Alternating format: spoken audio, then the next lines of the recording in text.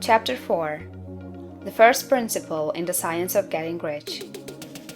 Thought is the only power which can produce tangible riches from the formless substance.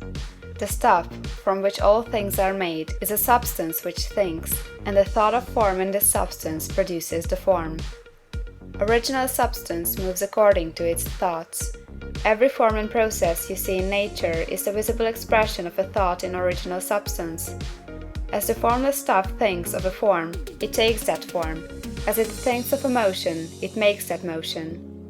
That is the way all things were created. We live in a thought world, which is part of a thought universe.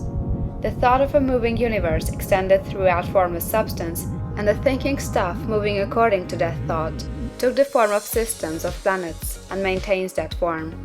Thinking substance takes the form of its thought and moves according to the thought. Holding the idea of a circling system of suns and worlds, it takes the form of these bodies and moves them as it thinks. Thinking the form of a slow-growing oak tree, it moves accordingly and produces the tree, though centuries may be required to do the work. In creating, the formless seems to move according to the lines of motion it has established. The thought of an oak tree does not cause the instant formation of a full-grown tree, but it does start in motion the forces which will produce the tree along established lines of growth. Every thought of form held in thinking substance causes the creation of the form, but always, or at least generally, along lines of growth and action already established. The thought of a house of a certain construction, if it were impressed upon formless substance, might not cause the instant formation of the house, but it would cause the turning of creative energies already working in trade and commerce into such channels as to result in the speedy building of the house. And if there were no existing channels through which the creative energy could work, then the house would be formed directly from primal substance, without waiting for the slow processes of the organic and inorganic world. No thought of form can be impressed upon original substance without causing the creation of the form. Man is a thinking center, and can originate thought. All the forms that man fashions with his hands must first exist in his thought. He cannot shape a thing until he has thought that thing. And so far man has confined his efforts wholly to the work of his hands. He has applied manual labor to the world of forms, seeking to change or modify those already existing. He has never thought of trying to cause the creation of new forms by impressing his thoughts upon formless substance. When man has a thought form, he takes material from the forms of nature, and makes an image of the form which is in his mind. He has so far made little or no effort to cooperate with formless intelligence, to work with the Father. He has not dreamed that he can do what he sees the Father doing. Man reshapes and modifies existing forms by manual labor. He has given no attention to the question whether he may not produce things from formless substance by communicating his thoughts to it. We propose to prove that he may do so, to prove that any man or woman may do so, and to show how. As our first step, we must lay down three fundamental propositions. First, we assert that there is one original formless stuff, or substance, from which all things are made. All the seemingly many elements are but different presentations of one element. All the many forms found in organic and inorganic nature are but different shapes, made from the same stuff. And this stuff is thinking stuff. The thought held in it produces the form of the thought. Thought, in thinking substance, produces shapes. Man is a thinking center, capable of original thought.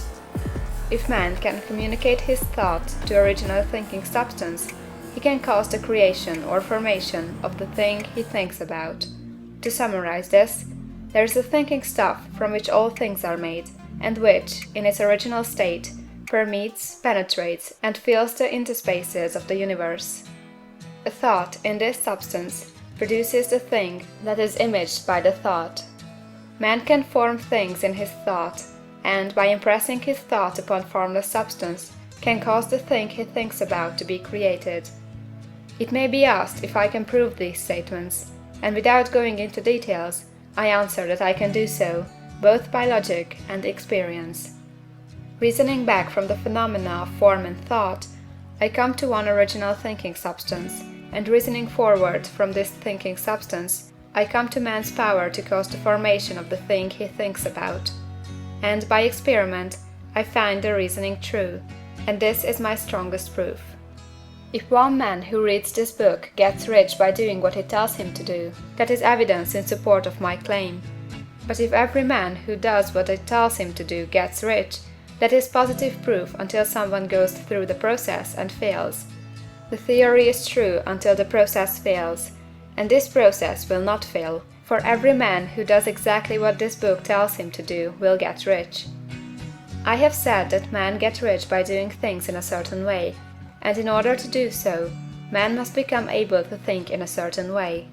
A man's way of doing things is the direct result of the way he thinks about things.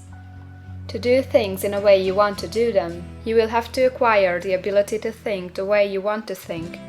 This is the first step toward getting rich. To think what you want to think is to think truth, regardless of appearances.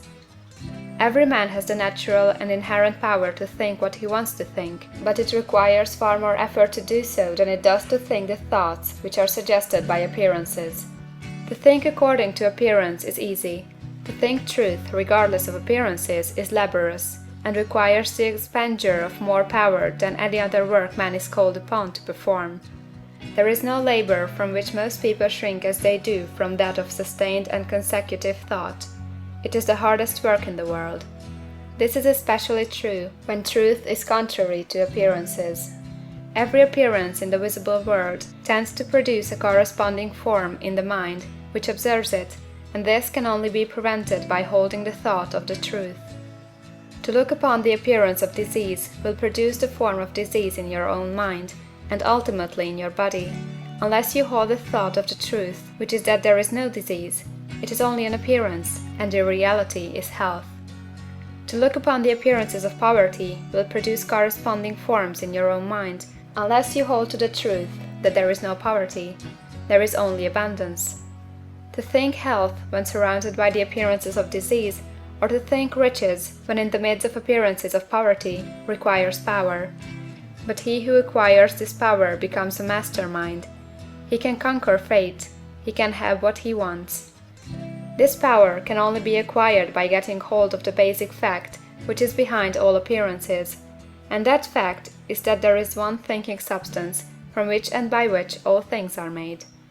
Then we must grasp the truth that every thought held in this substance becomes a form, and that man can so impress his thoughts upon it as to cause them to take form and become visible things. When we realize this, we lose all doubt and fear, for we know that we can create we want to create, we can get what we want to have, and can become what we want to be. As a first step toward getting rich, you must believe the three fundamental statements given previously in this chapter, and in order to emphasize them, I repeat them here. There is a thinking stuff from which all things are made, and which, in its original state, permeates, penetrates, and fills the interspaces of the universe. The thought, in this substance, produces the thing that is imaged by the thought. Man can form things in his thought, and, by impressing his thought upon formless substance, can cause the thing he thinks about to be created. You must lay aside all other concepts of the universe than this monistic one, and you must dwell upon this until it is fixed in your mind, and has become your habitual thought. Read these creed statements over and over again, fix every word upon your memory, and meditate upon them until you firmly believe what they say. If a doubt comes to you, cast it aside as a sin. Do not listen to arguments against this idea. Do not go to churches or lectures where a contrary concept of things is taught or preached. Do not read magazines or books which teach a different idea. If you get mixed up in your faith, all your efforts will be in vain. Do not ask why these things are true, nor speculate as to how they can be true. Simply take them on trust. The science of getting rich begins with the absolute acceptance of this faith. End of chapter 4.